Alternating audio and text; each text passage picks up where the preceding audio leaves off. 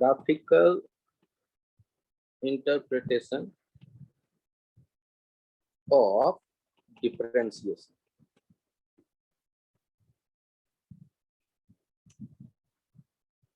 इसको समझने के लिए उससे पहले एक टर्म डिफाइन करते हैं,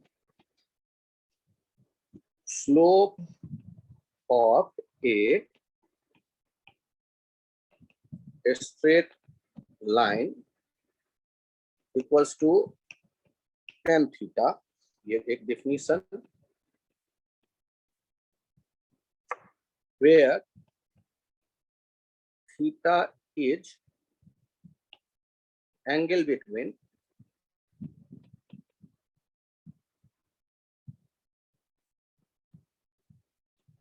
positive direction of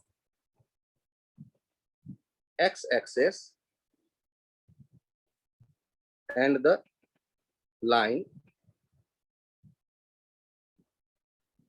measured in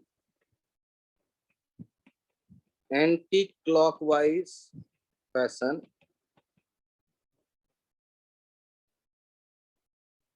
from positive x-axis to the line. Sir इसका मतलब क्या हुआ? यदि आपके सामने एक्स वाई एक्सेस ऐसे बना दिखे और यहाँ एक स्ट्रेट लाइन हो इस तरह का गया हुआ, और ये जो लाइन है इस स्ट्रेट लाइन का जो स्लोप आप कहोगे वो स्लोप कहोगे एक्स एक्सिस और लाइन के बीच का है और positive direction of x axis, और वहां से लाइन तक मेजर करोगे कैसे? Anti clockwise. एंटी क्लॉकवाइज का मीनिंग ऐसे, इस डायरेक्शन में एंटी क्लॉकवाइज। तो आपने यहाँ से यहाँ तक मेजर किया, ये जो थीटा है उसके tan थीटा के वैल्यू को इस स्ट्रेट लाइन का स्लोप कहेंगे। ये मैथमेटिकल डिफिनीशन हुआ। और बचपन में आप स्लोप वर्ड जब जानते थे तो उसको आंखों से देख करके डिसाइड करते थे, उसमें कोई मैथमेटिक्स इन्वॉल्व नहीं होता था। जैसे ये ग्रीन कलर का मैं देख रहा हूँ कोऑर्डिनेट सिस्टम, और यहाँ दो लाइन खींचा गया है। इन दो लाइनों को आप ध्यान से देखो, लाइन 1 और लाइन 2। और मुझे बताओ यदि किसी पार्क में ऐसा स्लाइड करने वाला बना होता, स्लाइडर, और इन पे स्लाइड करने का मौका आपको मिलता तो किस पे स्लाइड करने में ज्यादा मजा आता? 1 वाले लाइन पे या 2 वाले लाइन पे? 1 वाले लाइन पे। तो 2 वाले लाइन पे क्या एक्सलेशन ज्यादा मिलता आपको स्लाइड करते वक्त, या 1 वाले लाइन पे ज्यादा एक्सलेशन मिलता नीचे आते? 1 वाले पे। तो इसका मतलब जो है स्लाइड करने में जिस पे ज्यादा थ्रिल आए उसके लिए हम कहते हैं स्लोप 1 ग्रेटर देन स्लोप 2। उस समय हमने tan थीटा नहीं जाना था, उस समय हम tan थीटा की बात नहीं करते थे। तो ये आ गया slope 1 is greater then slope 2। ये फील कर सकते हैं, एक एग्जांपल की तरह बना सकते हैं। और ये बचपन में जैसे आपने सोचा उस हिसाब से मैंने देख के दोनों पे स्लाइड करने की बात की आपसे। जिस पे एक्सलेशन ज्यादा मिला उसका स्लोप ज्यादा है। और बचपन में आपको डांटा जाता होगा, अरे उधर मत जाओ, उस स्लाइड पे स्लोप ज्यादा है, गिर पड़ोगे। तो वहां पर tan थीटा थोड़े ना समझाया जाता था। लेकिन आज जब आप tan थीटा समझ गए तो आप खुद देखो, यहाँ पर जो एंगल दिख रहा होगा, एक θ1 और एक θ2, तो आपको क्या दिख रहा है? tan θ1 is greater than tan θ2। तो आपने वो मैथमेटिकली भी आज वही देख रहे हैं आप कि tan θ1 ज्यादा है और स्लोप भी ज्यादा है। तो आपने जो देखा डिफिनीशन, उससे आपके पहले जो आपके पास फील है उसको आप रिलेट कर सकते हो। ये डिफिनीशन को सेट करो दिमाग में। हेडिंग दे दिया आपने ग्राफिकल इंटरप्रिटेशन ऑफ डिफरेंशिएशन, और उसमें एक डिफिनीशन लिया है आपने slope of a straight line. Note कर लो सर यहाँ पे एंटी क्लॉकवाइज के बाद क्या लिखा है? एंटी क्लॉकवाइज के बाद क्या लिखा है? एंटी क्लॉकवाइज, इन एंटी क्लॉकवाइज वे कर दो या फैशन लिख सकते हो। इन एंटी क्लॉकवाइज वे।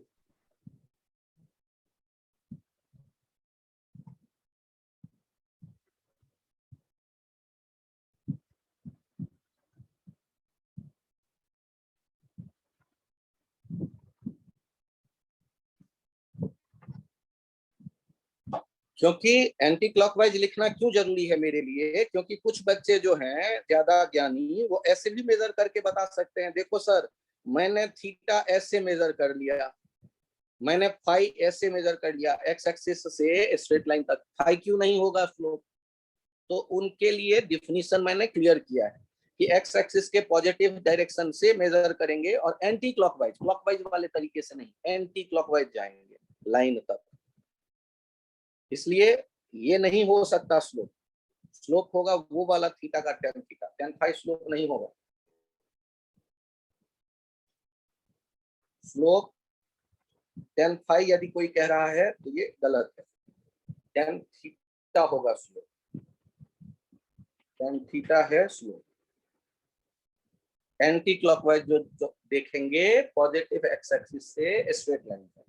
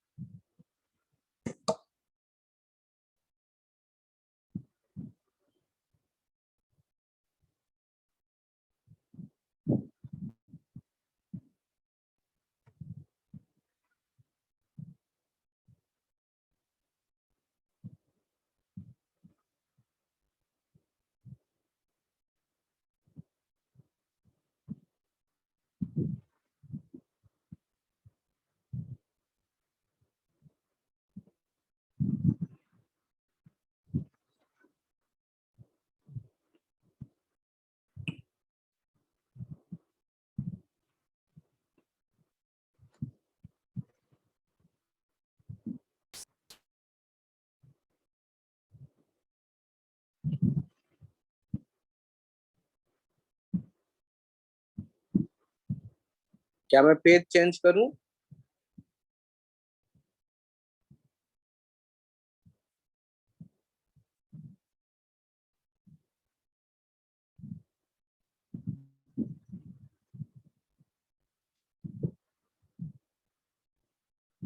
यस सर, लिख लिया।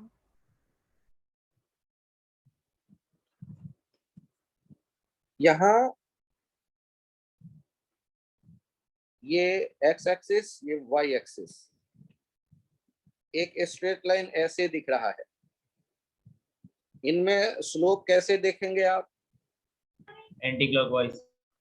एंटी क्लॉकवाइज और एक्स के पॉजिटिव डायरेक्शन से, पॉजिटिव एक्स एक्सिस का डायरेक्शन देखो और उससे एंटी क्लॉकवाइज फैशन में ये थीटा देखो। टेन थीटा जो है, ये जो लाइन दिख रहा है उसका स्लोप कहलाएगा, स्लोप ऑफ लाइन। आपको यहाँ ये भी दिख रहा है कि सर ये थीटा तो ग्रेटर देन 90 डिग्री है और लेस देन 180 डिग्री है, और आपको जब बताया गया था add sugar to coffee, add sugar to coffee,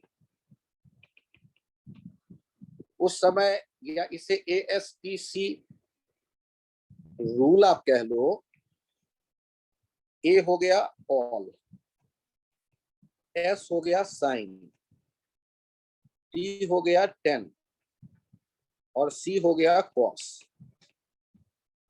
तो आपको 0 से 90 डिग्री के बीच सारे पॉजिटिव दिख रहे हैं, 90 से 180 डिग्री के बीच केवल साइन पॉजिटिव दिख रहा है, 180 से 270 डिग्री के बीच केवल 10 पॉजिटिव है, और 270 से 360 डिग्री के बीच कॉस वाला पॉजिटिव है। तो इस हिसाब से आपको ये भी दिख रहा है कि स्लोप ऑफ लाइन पॉजिटिव भी हो सकता है एंड नेगेटिव भी हो सकता है। यहां से आपने देखा slope of line can be positive,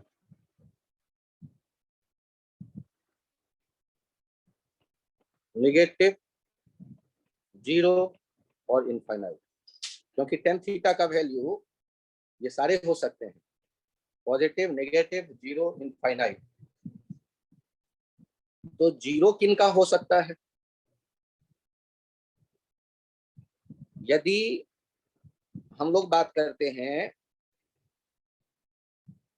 straight line की, ये x और ये y, यदि ये लाइन 1 है तो इसका जो स्लोप होगा लाइन 1, ये पॉजिटिव दिख रहा है। यदि यहां पर मैं लाइन एक और खींचता हूं इस तरह से, लाइन 2, उसका स्लोप लाइन 2 हो गया लेस देन 0। ध्यान से देखिएगा, स्लोप ऑफ वाई एक्सिस कितना हो जाएगा, 1090 इक्वल्स टू इनफाइनाइट, और स्लोप ऑफ एक्स एक्सिस क्या हो जाएगा, 10 0 0। तो कुछ भी हो सकता है, 0, इनफाइनाइट, पॉजिटिव, नेगेटिव, ये स्लोप हो सकते हैं। आपको ये भी यहाँ बता दिया गया।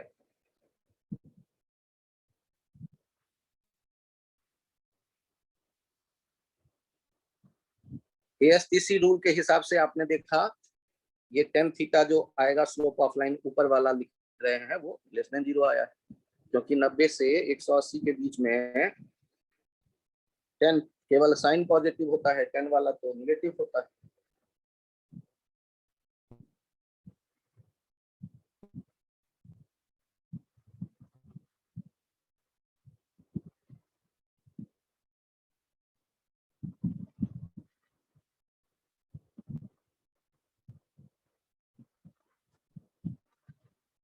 ये ट्रिग्नोमेट्री शुरू हो गया है आप लोगों का मैथमेटिक्स यस में। सर। एएसटीसी रूल पढ़ लिया, yes sir. tan pi minus theta minus tan theta भी पढ़ लिया या अभी नहीं?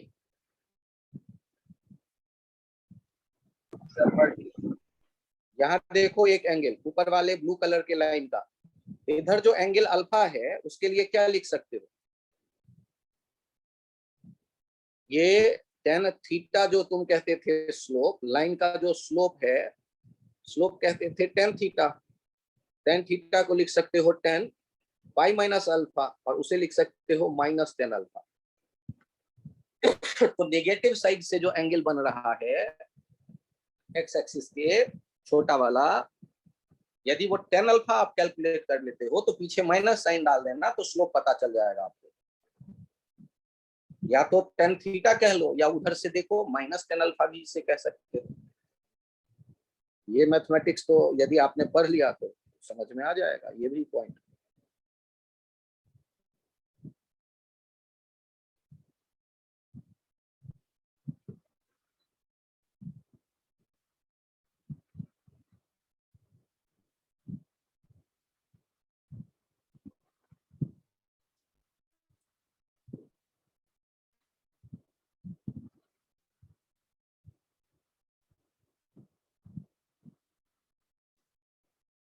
क्या ये पेज चेंज करूं? एक सेकंड।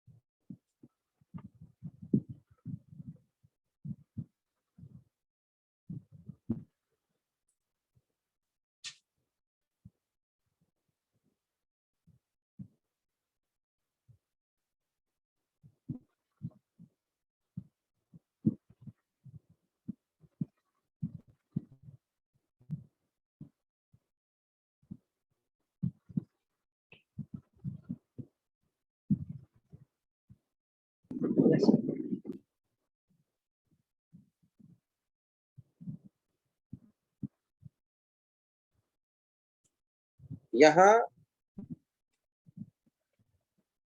ये पॉइंट हमने देखे, slope of A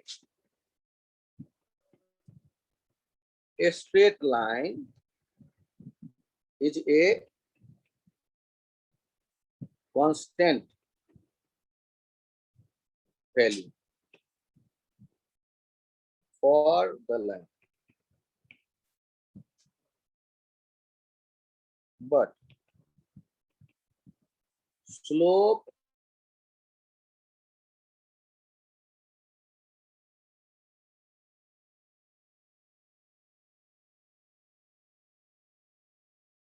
different for its different point. अब लफड़ा ये आया आपके पास कि स्लोप कर्व के लिए कैसे डिसाइड करें। Slope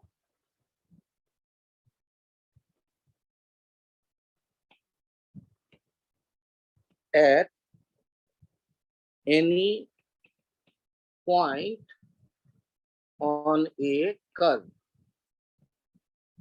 is defined as slope of the tangent at that point of the curve.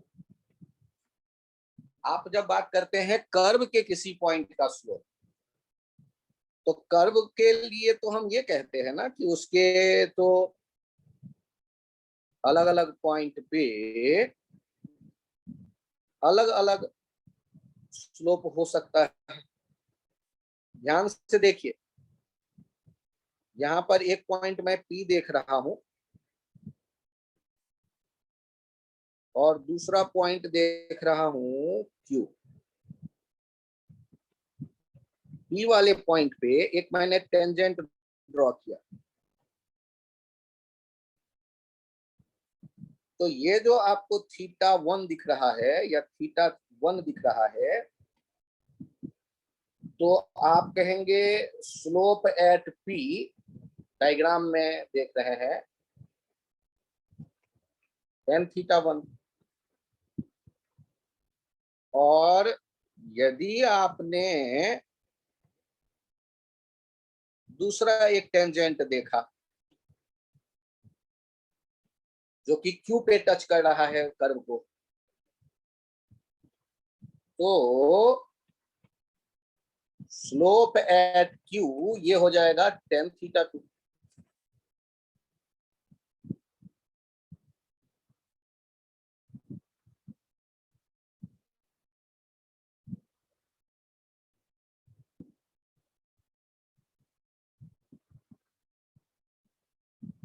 From the diagram,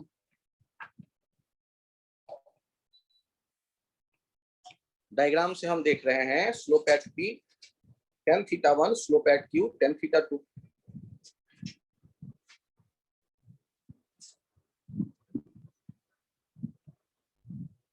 तो अलग अलग पॉइंट पे अलग अलग हम देख रहे हैं। ये जो लाइन जो आप ड्रॉ कर रहे हैं, देखिए ये टेंजेंट एट Q है और ब्लू वाला लाइन क्या है,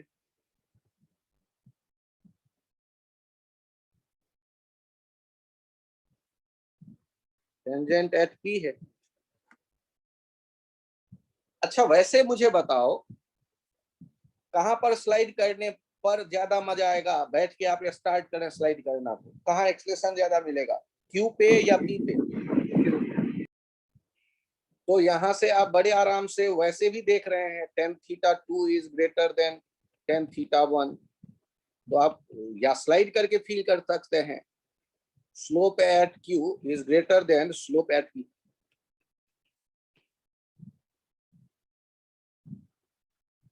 टेंजेंट और परपेंडिकुलर बालक सेम क्यों होगा? परपेंडिकुलर के लिए दो लाइन होने चाहिए और टेंजेंट के लिए जो कर्व को एक जगह टच करे। मैथमेटिक्स का ये ना आइडिया है। तो टेंजेंट जो होता था सर्किल का, वो रेडियस के साथ 90 डिग्री बनाता था, लेकिन सर्किल होता था तब ना बालक। ये तो कर्व है, सर्किल हो ये जरूरी थोड़ा ना है, कोई भी कर्व है। इनमें हमारे टेंजेंट का क्या मीनिंग होगा? ऐसा स्ट्रेट लाइन जो कर्व के किसी एक पॉइंट को टच करे, उसके नेबरहुड के दूसरे पॉइंट को वो टच ना करे। ऐसा जो स्ट्रेट लाइन होता है उस पर्टिकुलर पॉइंट का टेंजेंट कहलाता है।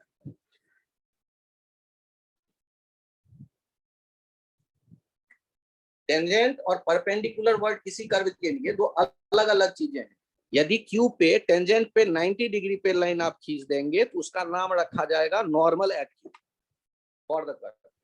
पी पे यदि टेंजेंट पे 90 डिग्री पे कोई लाइन खींच देंगे तो उसे कहेंगे नॉर्मल एट पी, उसे नॉर्मल कहेंगे, वो अलग एक लाइन होगा। लेकिन अभी मुझे उससे कोई लेना देना नहीं, अभी मैं किसकी बात कर रहा हूँ, टेंजेंट की। टेंजेंट का जो स्लोप होता है वो उस पर्टिकुलर पॉइंट का स्लोप कहलाता है। ये आपको ये डिफाइन किया गया, ध्यान से देख लीजिए।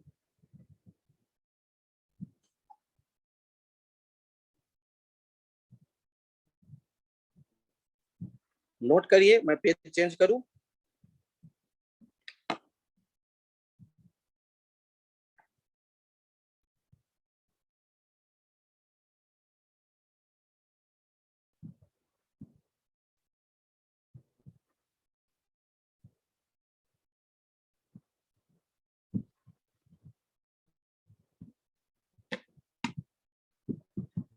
पेज चेंज करूं।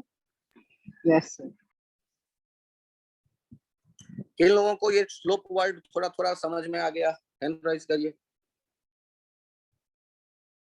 बहुत बढ़िया, सानिया, प्रियांशु, सुमित, यश, कुणाल, अर्णव, अरे वाह अर्णव, बहुत बढ़िया। कृतिन, बहुत बढ़िया। शोभित, आदित्य अभी भी सोच रहा है। बालक कहाँ हो? हाँ, बहुत बढ़िया।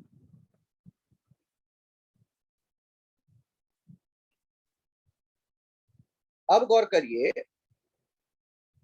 ये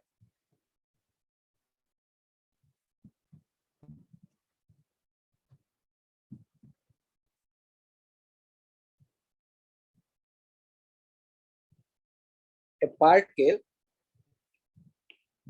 is moving on x-axis.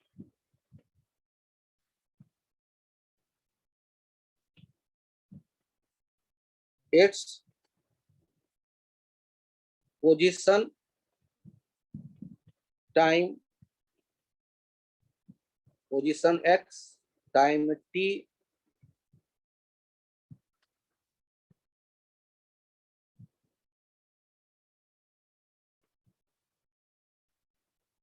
Graph, आगे लिखेंगे xt graph, is given below. ध्यान से देखिएगा, ये y के बदले वहां x एक्सिस पोजीशन रखा गया है और x एक्सिस पे t टाइम रखा गया है और x पोजीशन रखा गया है y एक्सिस पे। अब आपके सामने एक ग्राफ है, पार्टिकल चल रहा था और उसके अलग अलग पॉइंट के अलग अलग टाइम पे कोऑर्डिनेट को हम नोट करते जा रहे थे। मैंने एक टेबल बना लिया था कि x1 ये टाइम पोजीशन, टाइम जब 0 था तो पोजीशन भी 0 था और टाइम बदलता गया, टाइम t1 हो गया, पोजीशन x1 दिखने लगा, टाइम t2 हो गया, पोजीशन x2 दिखने लगा। ऐसे कई पॉइंट्स थे, उन सबको यहाँ ग्राफ के फॉर्म में ड्रॉ किया और हमारे सामने एक ग्राफ ऐसा आया हुआ है यहाँ।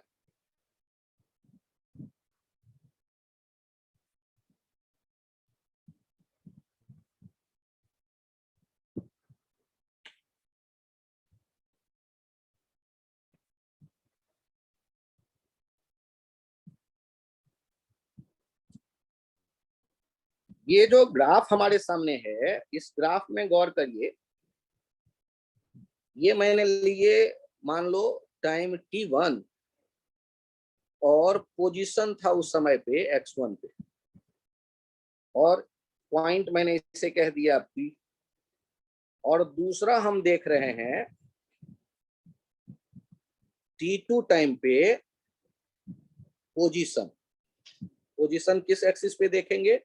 ये जो वर्टिकल एक्सिस है, पोजीशन x2। और ये कर्व जो रेड कलर का सॉलिड ग्राफ कर्व है, दैट इज xt ग्राफ। अब ध्यान दीजिएगा, यदि मैं P और Q को मिलाते हुए एक स्ट्रेट लाइन ड्रॉ करूं और मैं PQ से जाने वाले इस लाइन के बारे में आपसे पूछूं कि ये P पर टेंजेंट है या Q पर टेंजेंट है, क्या ये टेंजेंट कहलाएगा ये लाइन? इन लाइन, अच्छा टेंजेंट नहीं कहलाएगा तो इसका क्या दूसरा नाम आप कोई जानते हैं? सेकेंड। बहुत बढ़िया। जो 2 पॉइंट से कट करते हुए गुजरता दिखता है लाइन कर्व को, उससे कहते हैं सेकेंड। सेकेंड लाइन है ये। आज से याद रखो, जिनको पता है बड़ी खुशी की बात, जिनको नहीं पता आज एक नया टर्म आपके सामने आया। एक आया था टेंजेंट और एक आया सेकेंड। अब सोचो और जवाब देना। यदि आपसे कहूं slope of second of XT graph, तो ये किसके बराबर देख रहे हैं अभी? tan थीटा के बराबर। और यहाँ tan थीटा बड़ा मन कर रहा है मेरा आज लिख करके देखो। एक काम करो ना, क्या यहाँ भी थीटा होगा? ये समझ में आ गया या समझाना पड़ेगा? तो उस ट्रायंगल में देखो तो tan थीटा लिखने का कोई रूल पता है आपको? Perpendicular by base. देखिए तो ये क्या दिख रहा है आपको? क्या x2 माइनस x1 दिखा और बेस t2 माइनस t1 दिखा? x2 minus x1 upon t2 minus t1, delta x by delta t। अरे ये तो आ गया एवरेज वेलोसिटी। तो आज से आगे के लिए हमेशा के लिए ये सेट कर दो दिमाग में, slope of second gives average value. Slope of second gives average value. Sir क्या ये मैं याद रखूं? 5 स्टार कर दो इस डब्बे को। और आज से आगे के लिए याद रखो कि यदि यहां जैसे मैंने देखे slope of second of XT graph, ये देगा एवरेज वेलोसिटी, एवरेज भी। Slope of second of VT graph, ये हो जाएगा delta V by delta T, हो जाएगा average A, average acceleration.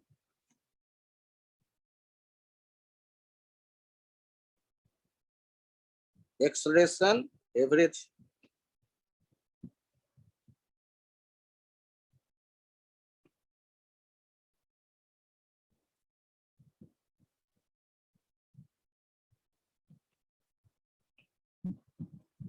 V average.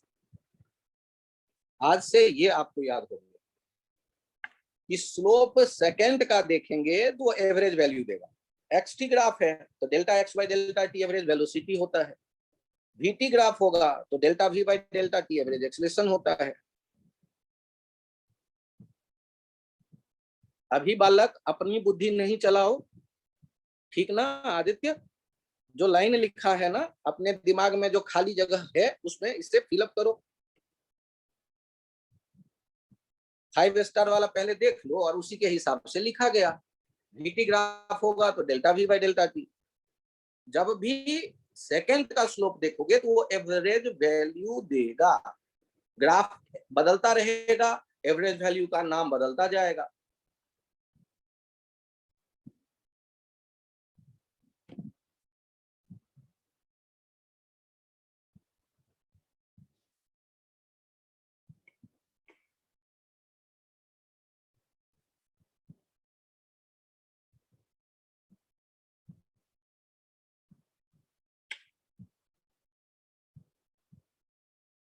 ये नोट कर लें आप चित्र के साथ, और पेज में चेंज करता हूं, बताएं चेंज करूं पेज?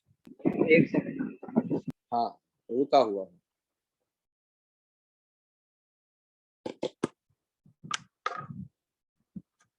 अभी आपको आज ये दिखा कि एवरेज जो मैथमेटिक्स में पिछले टर्म पे डिफरेंशिएशन में लिखते थे, उसको चित्र में भी हम देखकर समझ सकते हैं।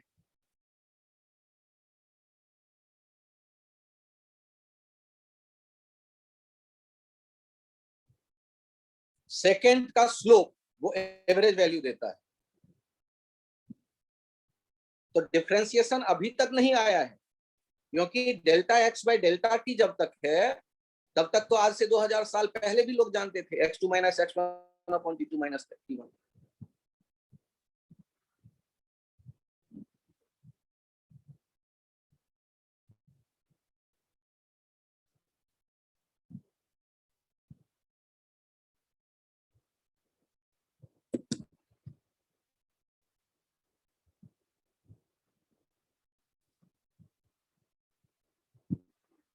क्या मैं पेज चेंज कर दूं? लास्ट में ये जैसे x2 minus x1 upon t2 minus t1 क्या होगा? यूनिट मीटर पर सेकेंड। वो क्या देगा? Average velocity. पिछले टर्म पे एवरेज वेलोसिटी का डिफिनेशन सीखा था ना, डिफरेंशिएशन जिस दिन पढ़ाया।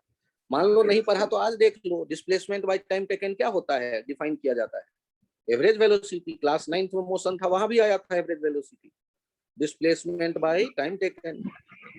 ओके, तो slope of second of x t graph क्या देगा? वो एवरेज भी देगा। भी एवरेज या तो बहुत जगह होता तो ऐसे लिखते एवरेज वेलोसिटी, और नहीं है तो कम जगह में कैसे लिखा? वी के सब स्क्रिप्ट एवरेज लिख दिया, एवीजी, एवरेज एक्सेलरेशन, ऐसे लिख लो बड़े बड़े अक्षरों में यदि चाहते हो तो। यस सर, ठीक है। पेज चेंज करूं? Yes sir, yes sir, yes sir. यहाँ उछलने मत लगो, सोचो कि सर ने यदि कोई कंसेप्ट दिया है तो उसका यूज भी बताएंगे। टेंशन पहले मत लिया करो। एग्जाम्पल देखो, जो बच्चे ये क्लास नहीं अटेंड करेंगे वो इस क्वेश्चन का जवाब कभी नहीं दे पाएंगे जो मैं अभी पूछ रहा हूं आपसे।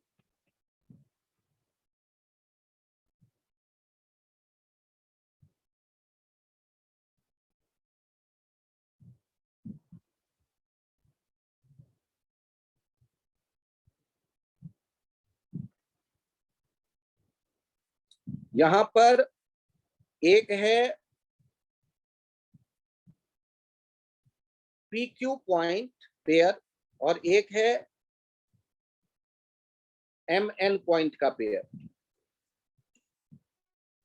और आपसे कहा गया find out relation between average velocity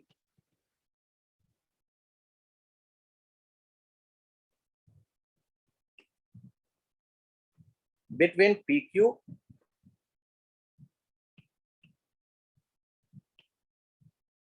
and between MN, VMN। आपको ऑप्शन भी दे देता हूं, VQ इक्वल्स टू VMN,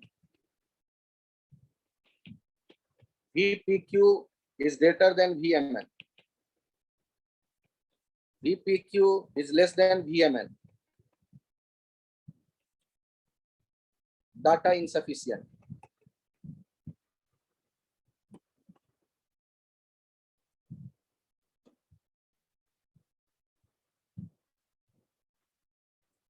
किस आधार पे ये आंसर करना है? On the basis of given XT graph, given XT graph. तो जब हम सॉल्व करने लगेंगे तो क्या करेंगे? दो लाइन खींच देंगे, एक PQ से जाने वाला, एक MN से जाने वाला, और फिर हम देखेंगे कि PQ से जाने वाला जो θ1 है और MN से जाने वाला जो θ2 है, या तो एंगल देखें, और यदि एंगल नहीं देखते हैं तो दूसरा काम करें, दोनों ग्राफ पे बैठ के स्लाइड करके इमेजिन करें किस पे स्लाइड करने में ज्यादा थ्रिल फील आएगा, PQ पे या MN पे। बैठ के स्लाइड करके देखो। PQ बोल। PQ उसके लिए मैथमेटिक्स में जाने की कोई आवश्यकता नहीं है। तो आप क्या कह दोगे, slope of PQ is greater then slope of MN, straight line. मतलब ये सेकंड का स्लोप है। और दूसरा पॉइंट हम क्या जानते हैं, slope of second of XT graph equals to velocity average AVG। तो इसी स्लोप के बेसिस पे हम क्या कह सकते हैं, PQ के बीच का जो एवरेज वेलोसिटी है वो ज्यादा होगा MN के बीच के एवरेज वेलोसिटी से। आंसर होगा दूसरा। तो कुछ बच्चों के तो ये समझ में आ गया होगा, यदि मैं सेकंड ड्रॉ कर दूंगा तो तुरंत हमें पता चल जाएगा कि किसका स्लोप ज्यादा है, स्लाइड करके देख लेंगे। जिन बच्चों के, हाँ कुणाल कुछ पूछना है, सर जिन बच्चों के समझ में आ गया हो हैंड राइज करें।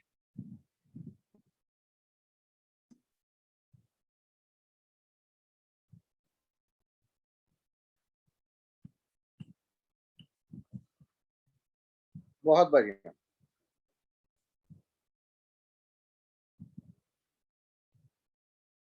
यदि आप यहां तक पहुंच जाएं तो पहले नोट कर लीजिए, फिर आगे बढ़ते हैं, अगले पेज पे चलते हैं। पहले नोट कर लीजिए।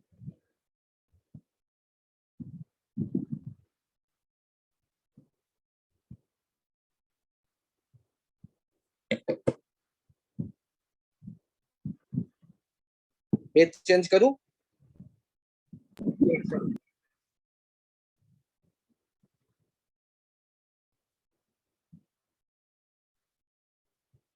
अभी मैंने क्या परपेंडिकुलर का आदित्य कोई यूज किया है, बोला है कुछ? हाँ या ना में जवाब दो। तो फिर क्यों अपना दिमाग दौड़ा रहे हो? अपनी दौड़ाओगे दिमाग ज्यादा तो जो नई बातें बता रहा हूँ वो तो अटकेगा नहीं दिमाग में। तो अपनी दिमाग थोड़ा कम दौड़ाओ जब मैं समझा रहा होता हूँ कोई नया आइडिया। अपनी दौड़ाना है तो घर पे जब बैठे रहते हो तब दौड़ाओ, नहीं तो नया आइडिया दे रहा हूँ यही तुम छोड़ दोगे, और इसे नहीं सीख पाए तो फिर गड़बड़ करते रहोगे। काइनेमेटिक्स पढ़ा रहा हूँ और बाउंसर जाता रहेगा क्वेश्चन सारा।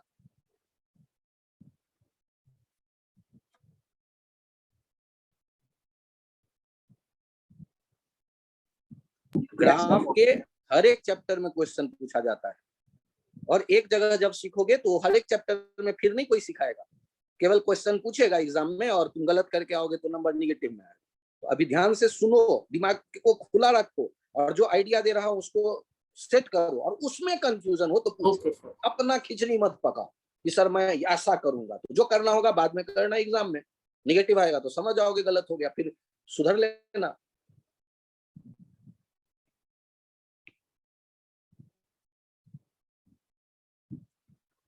ध्यान से देखो, अभी अभी तुम्हारे पास आया है एवरेज वैल्यू, और यहां तुमने देखा delta X by delta T, और इसे कहा स्लोप ऑफ सेकेंड। अब रिकॉल करो, कुछ याद है इंस्टेंटेनियस वैल्यू का क्या मतलब होता था? Delta X by delta T and delta T tends to 0, और इसको क्या कह देते थे, ये एक्स बाई डी टी, और ये क्या हो जाता था, v। जो अभी ग्राफ तुम्हारे सामने था उस ग्राफ में एक बार फिर वापस जाओ, और यहां मैंने P पॉइंट और Q पॉइंट मेंशन किया।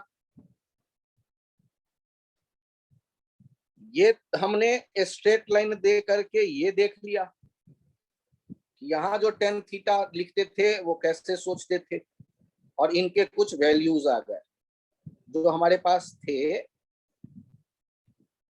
ये T1 टाइम पे हमने देखा था कि पोजीशन x1, T2 टाइम पे पोजीशन x2 है। अब ध्यान से सुनो, यदि मैं जानना चाहता हूं इंस्टेंटेनियस वेलोसिटी एट T1 और एट P, तो P पे इंस्टेंटेनियस वैल्यू कैसे कैलकुलेट करते थे? याद करो, T इनिशियल ले लेते थे T1 और T फाइनल ले लेते थे T1 प्लस डेल्टा T, और डेल्टा T को क्या कह देते थे? Tends to 0। और फिर उसको यूज करके हम पता करते थे delta x by delta T, delta T tends to 0, और ये हो जाता था dx बाय dt, और इसे ही कह देते थे इंस्टेंटेनियस वैल्यू, वेलोसिटी v। तो गौर करिए, यदि मैं डेल्टा T 0 करना चाहता हूं, T2 क्या है? T2 है T1 प्लस डेल्टा T, और मैं डेल्टा T टेंस टू 0 करना चाहता हूं। अभी डेल्टा T कितना बड़ा है? अभी डेल्टा T इतना बड़ा है। यदि मैंने Q को थोड़ा सा शिफ्ट कर दिया, यहां ले लिया Q डैश, तो डेल्टा T और कम हो जाएगा। यदि मैं Q डैश के बाद नेक्स्ट पॉइंट बहुत नजदीक आ गया, Q डबल डैश P के पास, और ऐसे करते करते Q ट्रिपल डैश, जब डेल्टा T टेंस टू 0, तो वो Q ट्रिपल डैश P पे ही पहुंच जाएगा। और तब जो आप टेंजेंट बनाएंगे वो सेकेंड किस में कन्वर्ट हो जाएगा? Second tangent. Converted into tangent.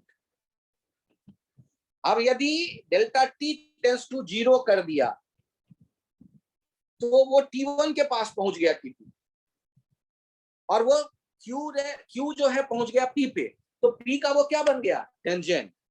तो आज से आप ध्यान रखना कि ये जो होता है tan theta,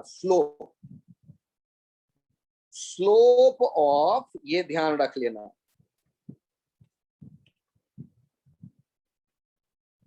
slope of tangent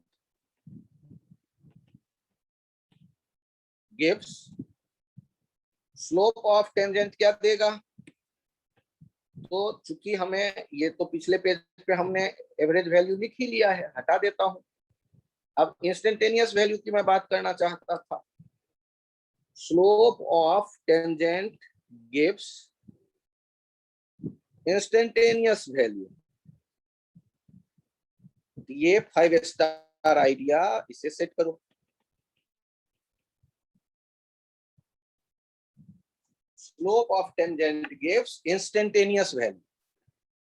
तो डेल्टा T टेंस टू 0 हो जाएगा, तो P और Q 2 पॉइंट होंगे ही नहीं, P और Q एक ही पॉइंट हो जाएंगे। तब वो सेकेंड नहीं कहलाएगा, तब वो टेंजेंट कहलाएगा।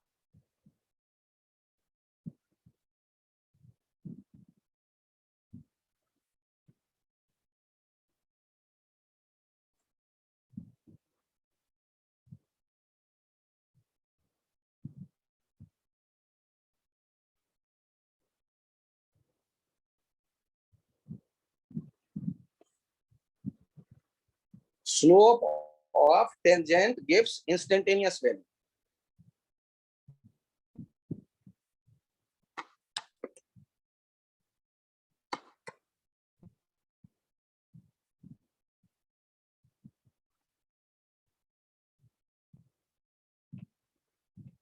और एक किनारे में एग्जाम्पल बना करके आपको मैंने इस पे पॉइंट दे दिया P और Q, और आप गौर करिए किस जगह स्लोप ज्यादा है। तो V एट P जो होगा वो लेस देन होगा V एट Q।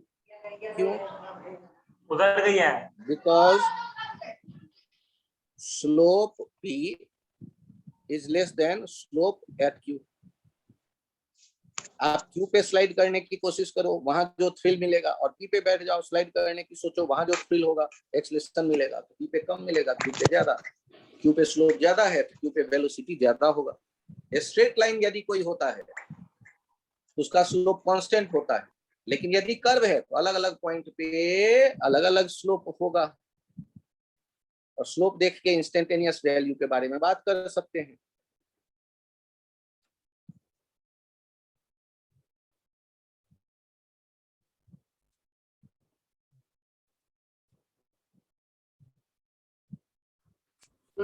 ये जो भी लिखा है slope of tangent give instantaneous velocity का बता दो। ये चित्र देखो जल्दी जल्दी, इसमें P और Q से गुजरने वाला लाइन बताओ, ये सेकंड है या टेंजेंट? ठीक है। और इसका स्लोप कैसे तुमने लिखा था? Delta X by delta T, जहां डेल्टा टी कितना था? ये इतना बड़ा था। और ये P और Q दो पॉइंट नहीं हो करके, यदि P भी यही हो और Q भी यही हो तो डेल्टा टी कितना हो जाएगा? तो अब जो तुम बनाओगे, ये जो कॉर्ड होगा, ये जो सेकंड होगा, ये अब सेकंड रह जाएगा या टेंजेंट हो जाएगा? टेंजेंट। तो तब जो स्लोप लिख रहे हैं वो कैसा होगा? Delta X by delta T, where delta T tends to 0। इसको मैथमेटिक्स में क्या लिखना सीखा है पिछले टर्न पे? तो अब तो dx by dt, और उसी को क्या कहते हैं? Instantaneous velocity. इसमें क्या नया मैं बताऊं? सोचो, पूछो मुझसे। स्लोप ऑफ टेंजेंट, इसका क्या मतलब है? अरे गधे, ये जो ब्लू वाली लाइन है, ये ब्लू वाली लाइन टेंजेंट है या सेकंड है? टेंजेंट। और ब्लैक वाली लाइन ऊपर जो थी वो क्या था? तो ये delta X by delta T क्या होता था? Slope of secant.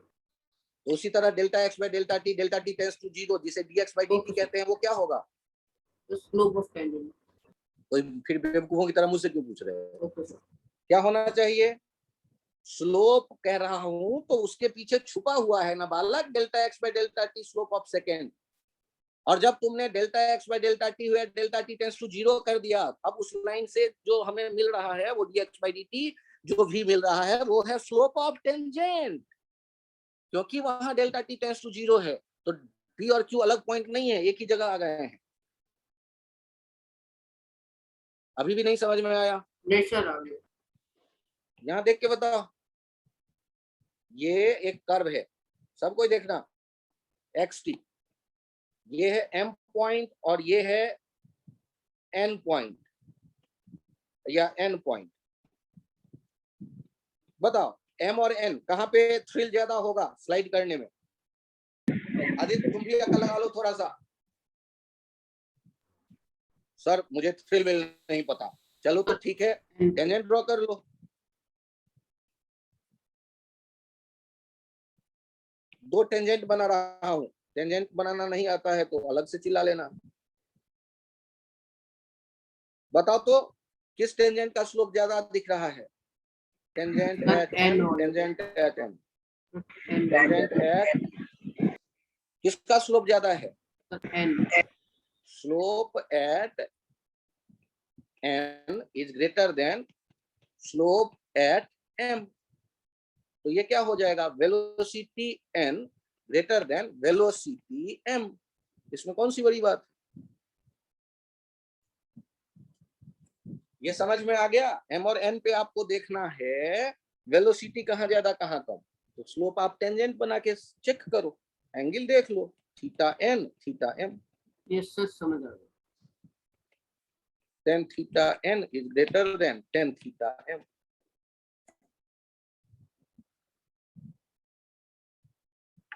बना लो चित्र, थोड़ा सा सेट करो दिमाग में, बहुत जरूरी है। एक तो दोनों लाइन पे स्लाइड करके मजे लेके देख सकते हो, जिस पे ज्यादा मजा आएगा स्लाइड करने में, जिस पे ज्यादा मजा आएगा स्लाइड करने में उसका स्लोप ज्यादा है। सीधी सी बात, कोई मैथमेटिक्स नहीं, बचपन से सुनते आया है। और मैथमेटिक्स लगाने का बड़ा मन हो, मैं मैथमेटिक्स का दीवाना हूँ, तो tan थीटा निकाल के सोचा करो। हाँ बोलो सर, अगर कोई क्वेश्चन में वैल्यूज दे दे तो हमें से इनइक्वालिटी सॉल्व करनी पड़ेगी। तुमसे मैं पूछ रहा हूं बालक, बताओ वेलोसिटी कितना होगा? ये एक्सटी ग्राफ है, ये एक्सटी ग्राफ का ये कर्व है, बताओ वेलोसिटी कितना होगा? वेलोसिटी होता है tan थीटा। अभी अभी तुमने देखा है slope v dx by dt, ये होता है स्लोप, ये है 1060, ये है √3 मीटर पर सेकेंड। इसमें रोने वाली कौन सी बात है? एंगल दे देगा तो वैल्यू भी लिख सकते हैं।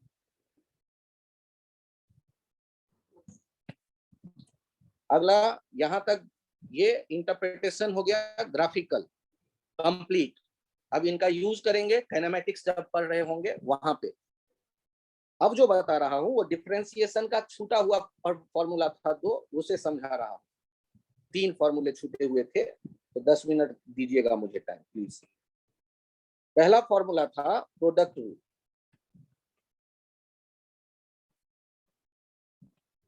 यदि दो फंक्शन मल्टीप्लाई करके रखे गए T cube into sine t, तो ये प्रोडक्ट में जब होंगे और तब आपसे कहा गया कि इनको डिफरेंशिएट करो,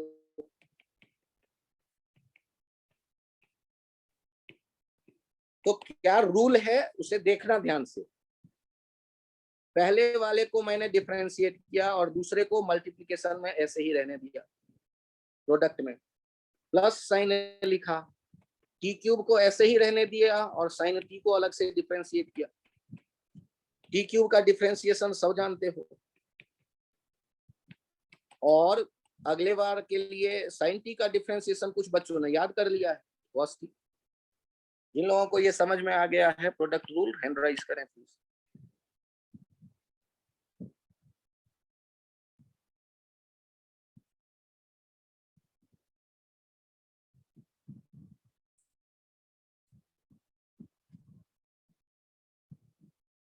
कुणाल और शोभित, मैं फिर से एक बार कोशिश करूं। यस सर, एक बार दोबारा बता दीजिए। यदि तुम्हारे पास x का वैल्यू दिया गया है e to the power t और साइन t, तो दो अलग अलग फंक्शन है ना। अब यदि तुम्हें कहे dx by dt बताओ, तो यहाँ कितने फंक्शन, कितने तरह के वैल्यूज हैं?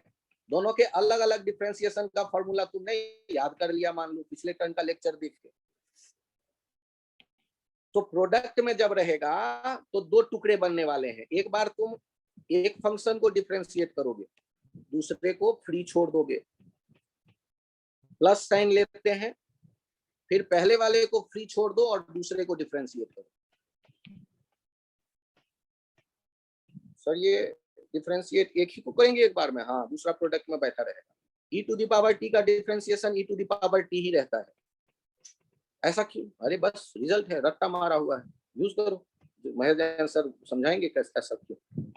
और d sine t by d t क्या होता है वो मैंने याद किया है यार, कॉस की तुम भी याद कर जाओ। अब समझ में आया या नहीं? फंक्शन आ गया मतलब सर। शादी ब्याह होता है ना, वैसा ही कोई फंक्शन, कम से कम दो लोग होंगे। तो जैसे देख रहे हो एक्स और टी, उनका कोई भी रिलेशन कुछ खास कंडीशन फॉलो करते हैं, तुम्हें फंक्शन कहते हैं। मैथमेटिक्स का पूरा एक चैप्टर है जिससे मैथमेटिक्स में क्वेश्चन आते हैं, सारे बच्चे गलत करके आते हैं आईआईटी में। इतना अच्छा प्यारा टॉपिक है। तो महेश जैन सर कुछ करेंगे ना, उस समय कान खुले रखना। कब पढ़ाएंगे सर? जब तुम 12th में जाओगे तब डिटेल आएगा, उससे पहले 11th में हल्का फुल्का कहीं मिल जाएगा। खूब रोते हैं बच्चे फंक्शन में, छोटे छोटे बच्चे देखते होगे ना फंक्शन में, रोते रहते हैं, या तो खेलते रहते हैं या रोते रहते हैं। कोई भी रिलेशन कह सकते हो, उसमें कुछ खास कंडीशन वो फॉलो करता है तो फंक्शन। और गधे हो ax² plus bx plus t में, वहां पर तो केवल x का रिलेशन है, y कहाँ है? एबीसी कांस्टेंट है, तो उसको क्यों फंक्शन कहोगे? दो एलिमेंट जब रिलेटेड होते हैं तब उनके लिए जनरली टर्म यूज करते हैं फंक्शन। जैसे x equals to e to the power t, y equals to sin t, वो सब फंक्शन कहलाएंगे। चलो आगे बढ़ो। फंक्शन क्या है जब मैंने कह दिया कि डिटेल मैथ्स में आएगा, तो अपनी अकल के घोड़े को क्यों दौड़ा रहे हो? अभी घोड़ा को घास खिलाओ, थोड़ा मजबूत बनाओ, तब जाके वो दौड़ेगा 12th में जाके। ठीक है, अभी थोड़ा कम जोर दो दिमाग पे, अभी केवल रिलेशन देख लो और कूद लो। ये रिलेशन रहेगा dx by dt, कोई पूछेगा तो क्या करूंगा, तो ऐसे कर सकता हूँ। अब किन किन के समझ में आ गए हैं वो हैंड राइज करो जल्दी। जहां कह दूं कि आगे डिटेल देखना है तो 12th का किताब, माने 12th का किताब में अकल नहीं लगाना, या किताब खरीद के पढ़ लेना है, बेकार में क्लास में मत उछलना है। अब शोभित तुम्हारा क्या कंफ्यूजन है वो बताओ। बालक कुछ बोल लो। शोभित सर मेरे नहीं समझ में आ सकता। शोभित तुम्हारा क्वेश्चन, टी क्यूब का डिफरेंशिएशन बताओ। नहीं बोलोगे तो क्लास से बाहर कर दूंगा।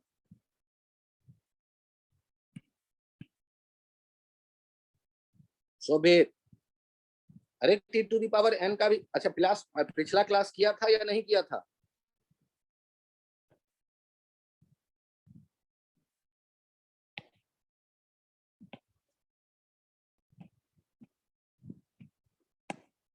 यहां यदि ये आपके समझ में आ गया हो तो नेक्स्ट दूसरा जो आता है x equals to e to the power t upon t cube plus 8। अब यहां पर डिवीजन दिख रहा है,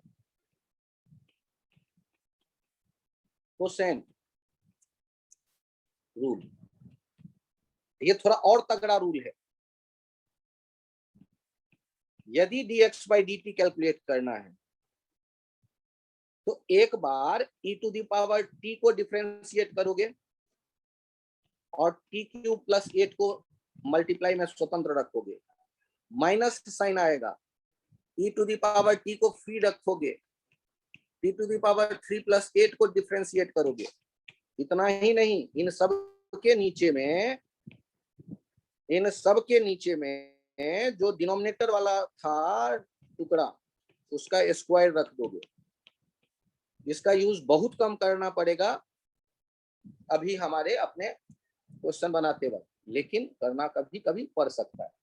एक बार में समझ में आ जाए ऐसा भी नहीं है, तो घबराना मत। डिफरेंस यदि मल्टीप्लिकेशन समझ में आएगा तो ये भी समझ में आएगा। प्रूफ भी होते हैं। अभी किस क्लास में हो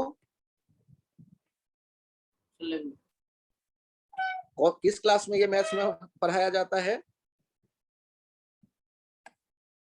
बालक 12th में पढ़ाया जाता है, ठीक ना। और कैलकुलस में 40% क्वेश्चन आईआईटी के मैथमेटिक्स का कैलकुलस से रहता है। तो कितना पढ़ाया जाता है और कितना इंपॉर्टेंट है समझ लो। तो आज सब काम छोड़ के यदि मैं यही पढ़ाने लगूं तो मैं मैथ्स का फैकल्टी कहलाऊंगा। लेकिन mathematics is language of physics, तो कम से कम बोलना तो सिखा दूं। ओ आई, ये उस तरह से मैं सिखा रहा हूँ।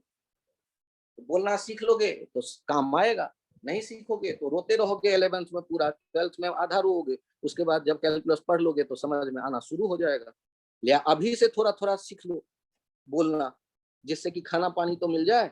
चाइना में उठा के फेंक दूं तुम्हें और चाइनीज नहीं बोलना आता है तो 10 दिन भूखे रहने के बाद पानी को क्या कहते हैं सीख जाओगे, 15 दिन भूखे रहने के बाद रोटी को क्या कहते हैं सीख जाओगे। ऐसे ही या तो पहले सीख लो और फिर चाइना में कूदो, जिससे खाना पानी तो मिले। तो वही बात है, कैलकुलस का थोड़ा सा आइडिया देके फिजिक्स में यूज करूंगा तो तुम्हारे समझ में आ जाएगा। और तुम चाहोगे कि नहीं सारा दिमाग की खोली अभी खोल के डाल दूंगा कैलकुलस, तो 12th वाला किताब उठा के पढ़ जाओ।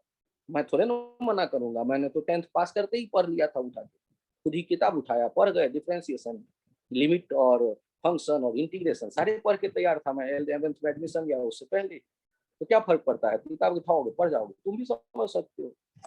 और अभी एटलीस्ट इतना सीख जाओगे तो हमारा फिजिक्स में काम हो जाएगा। पहले क्या क्या किया है, जब दो तरह के वैल्यू थे, तो जब मुझे dx by dt लिखना था तो u को पहले du by dt लिखा, v को स्वतंत्रता दिवस मनाने दिया, फिर u को स्वतंत्रता दिवस मनाने दिया, dv by dt लिखा, और नीचे क्या कर दिया, v का स्क्वायर। सर मेरे समझ में नहीं आया। अरे तो घबराते क्यों, कुछ के किसी के नहीं समझ में आता। Sine t by t cube plus t square, ये है तुम्हारे पास। अब देखो मैं लिख रहा हूं dx by dt, सीधे लिख दूंगा। पहले का डिफरेंशिएशन cos t, दूसरा स्वतंत्रता दिवस मना रहा है t cube plus t square bracket में, माइनस साइन टी स्वतंत्रता दिवस मनाएगा, दूसरे को आपने डिफरेंशिएट कर दिया 3t स्क्वायर प्लस 2t, और नीचे क्या हो जाएगा t cube plus t square का होल स्क्वायर। जिन लोगों के समझ में आया हो प्लीज हैंड राइज करें, अभी नहीं 1 मिनट बाद, 1 मिनट बाद हैंड राइज करें। बहुत बढ़िया।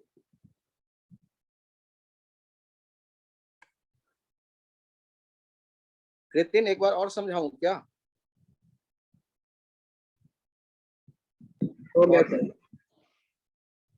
ये करना क्या है, तो बस यदि कोई ये कह दे कि x बराबर sine t by t cube, तो तुम इसको ये भी कह सकते हो x बराबर t to the power -3 into sine t. तो उसमें डिवीजन रूल नहीं लगा के प्रोडक्ट रूल लगा देंगे, प्रोडक्ट रूल से काम थोड़ा और आसान रहता है। तो यदि नीचे वाला ऊपर आ सकता है किसी तरह तो वो भी कर सकते हैं, और नहीं आए तो बस डिवीजन वाला रूल तो चलेगा ही, वो जो कोसेंट रूल जिसे आप कह रहे हो। और तीसरा जो रूल था जिसे कहते थे चेन रूल, x बराबर देखो साइन और ब्रैकेट में है T square plus 3t plus 5। अब लफड़ा हो गया। अब यदि कोई तुमसे dx बाई dt पूछे तो तुम रो दोगे, क्यों? क्योंकि साइन का तो तुम्हें पता है, तो साइन का पहले डिफरेंशिएशन कर दो cos, बाकी जो एंगल है रहने दो, और फिर एंगल का अलग से डिफरेंशिएशन कर दो। ये कहलाता है चेन रूल। सर मैं क्यों करूं ऐसा? बड़े अच्छे बच्चे हो। x बराबर sine theta, let theta equals to t square plus 3t plus 5। मान लिया थीटा ये है, तो मानने से तो कोई रोक नहीं सकता। यदि तुमने मान लिया तो x बराबर क्या हो गया साइन थीटा, और ढूंढ क्या रहे हो dx by dt, D sine theta by dt, लेकिन ये तो सॉल्वेबल है ही नहीं। डी साइन थीटा तो नीचे भी थीटा होना चाहिए, डी थीटा, और डी थीटा नीचे लिखोगे तो डी थीटा ऊपर ले जाओ तो चेंज नहीं होगा, डी थीटा बाई dt। अब ध्यान से देखो साइन थीटा किस में बदल जाएगा? कॉस थीटा में, और साथ में रहेगा D theta by dt। Cos theta देखो और डी थीटा बाई dt का वैल्यू देखो, तो ये dx बाई dt कितना निकल के चला आया? मैं फिर से लिख देता हूं एक बार, cos थीटा के बदले T square plus 3t plus 5, और प्रोडक्ट में डी थीटा बाई dt यहां से देख लो, डी थीटा बाई dt कितना लिख सकते हो? तो डी थीटा बाई dt हम लिख सकते हैं 2t प्लस 3, लिख दो 2t प्लस 3। जिनको चेन रूल लगता है थोड़ा थोड़ा समझ में आ गया वो हैंड राइज करो। सर वेट करो, अभी बोलना नहीं है।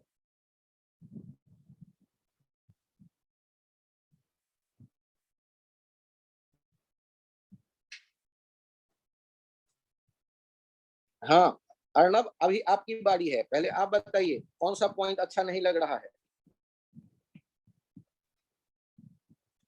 ये मैंने थीटा मान लिया, उसमें परेशानी या ओके है? एक बार मैंने T square plus 3t plus 5 को थीटा मान लिया, x बराबर साइन थीटा हो गया, तो dx बाई dt मैं निकालना चाहता हूं। यहाँ एग्जाम्पल में क्या लिखा गया है? एग्जाम्पल में लिखा गया है x इक्वल्स टू इतना, then find dx by dt। तो सॉल्व करते वक्त कहानी कहां से शुरू किया मैंने? सॉल्व करते वक्त कहानी मैंने एक थीटा मान लिया, डी थीटा बाई dt हमें पता है, वहां से x हो गया है साइन थीटा, लेकिन मुझे चाहिए x बाई dt। ध्यान देना कि d sine theta by dt calculate नहीं हो सकता, जहां ऊपर t चाहिए नीचे भी t, ऊपर थीटा है तो नीचे भी थीटा। तो मैंने क्या किया, d थीटा से डिवाइड किया और d थीटा से मल्टीप्लाई किया, और dt तो है ही, और d sine theta by d theta हो गया cos theta, d theta by dt साथ में रह गया, d साइन cos थीटा के बदले cos t square plus 3t plus 5 हो गया, और ये d theta by dt 2t plus 3 हो गया। इसका भी यूज कम करना पड़ेगा, मैं ये मान के चलता हूं। इसका क्या यूज करना पड़ेगा, तो देखो एक्सलेशन जो तुमने लिखना सीखा है उस पे केवल देख लो। एक्सलेशन तुमने लिखना सीखा है ए इक्वल्स टू, ध्यान देना, ये a equals to d v by d t acceleration जो होता है। लेकिन यदि तुम्हारे पास ऐसा हो, ध्यान देना, इफ एग्जाम्पल है ये, if v equals to 2x square, then find acceleration at t equals to x equals to 1 metre. अब ये क्वेश्चन जब आया तो सॉल्व करते वक्त तुम्हारे दिमाग में एक ही आइडिया है, acceleration equals to dv by dt, लेकिन v जो है ये फंक्शन ही नहीं है, ये तो है 2x स्क्वायर बाई dt। अभी काम बनेगा नहीं, आपने क्या किया, डी 2x स्क्वायर बाई नीचे dx लिख लिया और साथ में लिख दिया dx ऊपर भी बाई dt। ये हो गया 4x डिफरेंशिएट करके, और dx बाई dt हो गया v 4x, और v के बदले आ गया 2x स्क्वायर, ये हो गया 8x cube.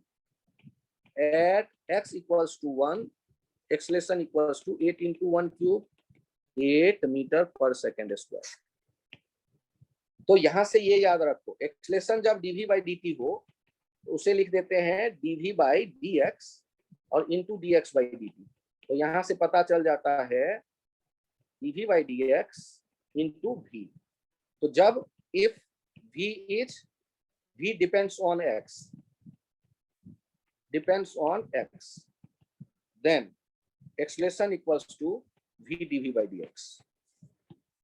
If v depends on